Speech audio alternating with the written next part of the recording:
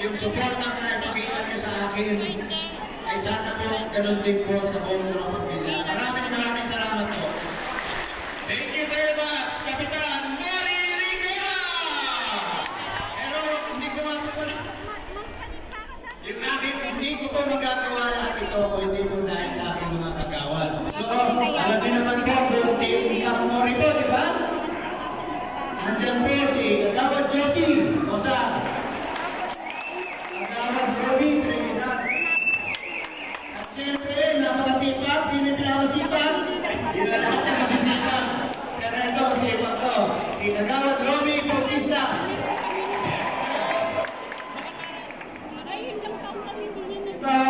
Alam ko naman, sino ba nandiyan? Kagawad Ray Salonga, Kagawad Raisa Riguera, Kagawad Manny Ochoa. Yun po, kaya huwag niyo pong yung suporta po na binigay niyo sa Team Kap Mori, bigay niyo po sana sa buong pamilya. Maraming salamat.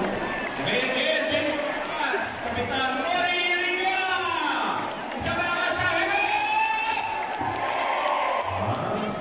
Mas malakas ang Mori, mas malaki ang ayuda.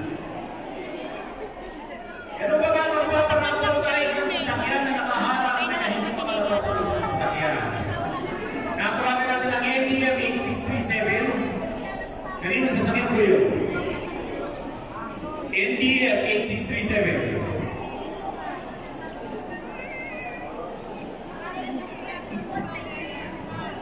Andiyan po ba? Pausap lang po.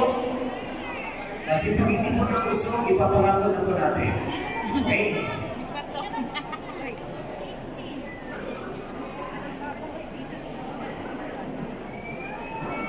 Baik, ituloy na ang programa natin. Magpapakilala ng lubusan ng grupong Tropang Bilyar Carlo nila. Itong kung sila na to, ano to anak ko ng Vice Mayor natin. So, ibig sabihin ko, ang puno siyang bunga.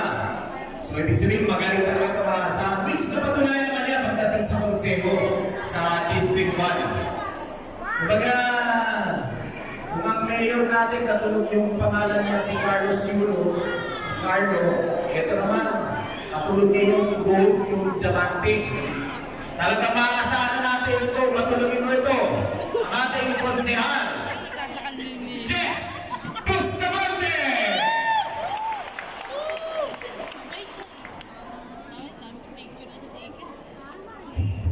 Nazar, nangapon ko, Pablo na Tres. Alam ko po, medyo mainit kasi nung pagpasa ko dito, butik pa ako nag-iiwas. Dito, pasensya na po, konting taste lang po at tayo ay magsisimula magbigay po ng ayuda. Mula-mula po, nagpapasalamat po ako at the bottom of my heart. Dito po nung huling eleksyon po, binigyan niyo po napakalaking suporta.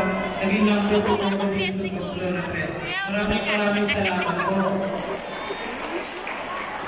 Ngayon po, dito, ngayon po, isa po ako sa pinakabata ngayon ng Bonsyan at saka sa grupo ko, ako po natasan upang ipakilala din po sila. Dito po, di ba po, ako po si Consular Jess Bustamante, anak ko ni Louie Bustamante po, ang tatay ko po. Di po, nakasay si Louie at siya po ang babalik na Vice Mayor po. Kasama po ang ating mayor, si Mayor Carlo Aguilar po, palakpak po natin. Kaya po, meron na po kayong bagong mayor at meron isperdisyado na Vice Mayor upang maghalili at magtulong-tulong para po sa ating bayan ng Las Piñas. Po, nandito po rin po ang aming pinaka-senior, pero pinaka-eksperyensyado social, Councilor Oka Peña. Yan po, dito po, veterano na po yan. Ito, marami na po naman ang pinagdaanan po yan. Dito, kilalang-kilala niyo po yan si Councilor Oka Peña. Nandito naman po, si Cons Ray Balanag, isa po pa natin kasama sa Tropang Bilyar.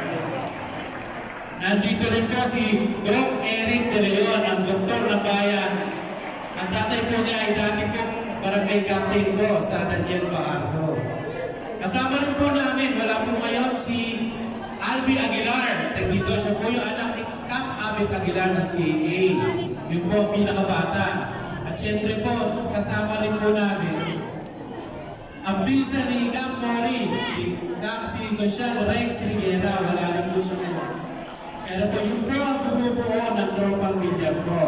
Ngayon po, nagsama-sama po kami para po magbigay po ng tulong po ngayong umaga. Kaya pasalamatan po natin, unang-una siyempre po si Senadora Cynthia Villar at si Mayor Carlo Aguilar para po dito sa gift giving na event natin. Palagpakan po natin sila.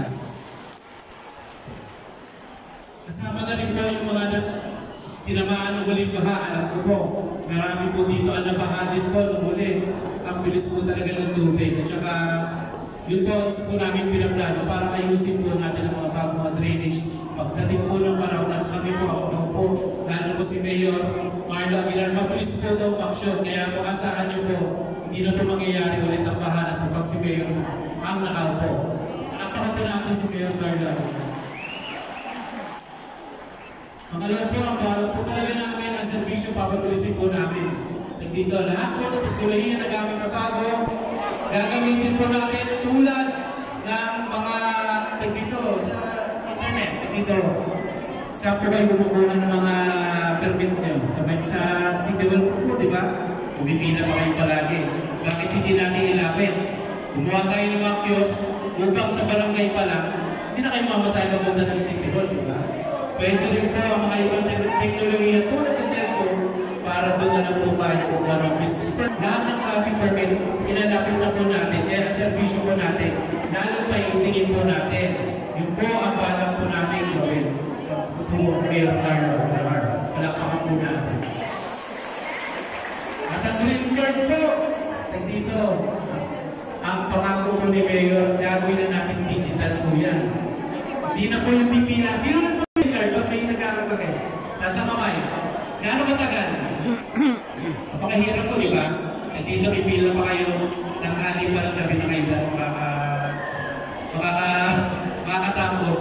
Hindi nyo pa na ilalabas. Kung ilalabas ko yung pasyente nyo, kinabukasan na. Di ba? Ang gagawin po natin, gagawin na ni Mayor na digital po yan. At dito, pagpasok nyo pala sa ospital, itatap nyo lang, nandun na po lahat, ang luha nyo, kompleto na, lalabas kung magkano ang mapapawas sa inyo, kung hindi nyo pa nagagamit ang return nyo, at balak pa po namin dagdagan yan ang, hindi ko pa alam, pero dagdagan po natin ang 20,000 to 50,000 pa. Para po mas talagang po ang natin. Okay yan. Yun po, dito, yun lang po ang mga konting mga sisimulan po natin ang proyekto at meron po medyo nailit na. Hindi mo magsasalita pa. Dito po lang, maraming salamat po at magandang hapon po sa inyo lahat. Thank you po, thank you. Yun, yan ang ating masipag, talagang magaling at maasahan. Talagang brainy sa konseho. Konsehal Jess Bustamante. Isa pa naman sa iyo! Ito naman, susunod na papakilala ko. Bago man ito sa kritika, pero nakatulong po sa ating bayan, sa Las Piñas. Lalo-lalo na, uso-uso mga sakit, mga ganong klaseng bagay. Sino ba naasahan natin? Karpintero? Hindi. Hindi. Sinitsi ko lang. Ang nagkasabihin, siyempre may karpintero ang hanapin, di ba? Ano nga hanapin mo? Supportorero? Hindi. Doktor. So, doktor ang ginakailangan. Kasi pagdating mo sa City Council, paggawa ko ng paggawa ng lagi walang doktor. Lou. Gagawa? Lou. Lou, yan. Okay. So, sa City? Lou. Dinig ba? Yan. Gumagawa ko ng patas yan. So, gagawa ko ng patas, kinakailangan ko ng expertise sa pagiging isang doktor. So, ito na yung papakilala ko sa inyo. Ang doktor ng bayan, ang ating konsyal, Doc Eric Dele. Hindi ko pa makalimutan, hinahanap ko pa yung turbo ko sa likod. Magandang hapon po sa inyong lahat. Ako po si Dr. Eric Pireon. Ako po yung isang General Surgeon dito sa Perpetual. Sino-sino na napatingin sa Perpetual? Diba? Unang-una yung consultation ko sa Perpetual medyo mahal. No?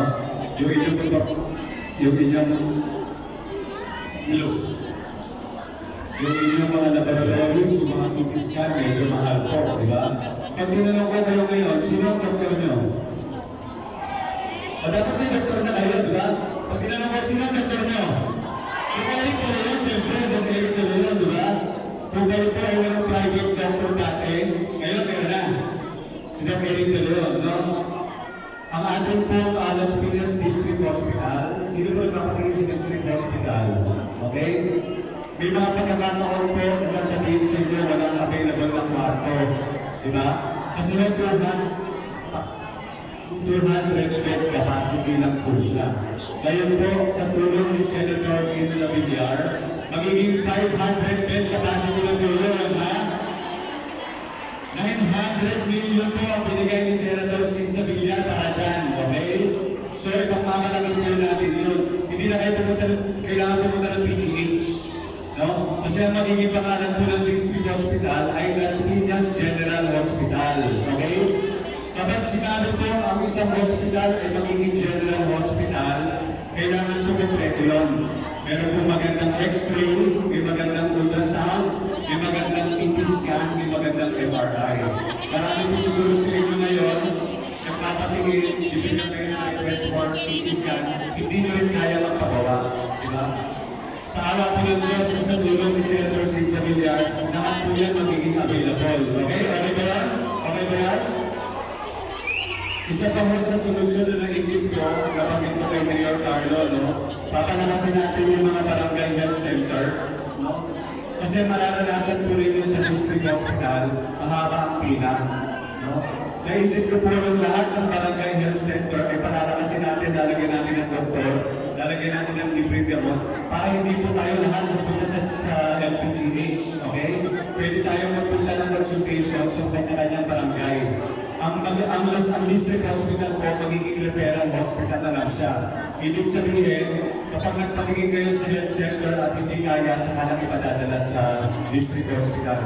Marami pong advantages yun, no? Unang-una, hindi na kayo makakasahin papunta ng district kasi marami lang kayo. Good, very good. Yun ang maganda. Kung maganda nga, kung may laboratory, ang health center, kung mayroon pang pa-examine ng dugo, pa-examine ng ihi, para hindi na kayo pupunta ng district hospital.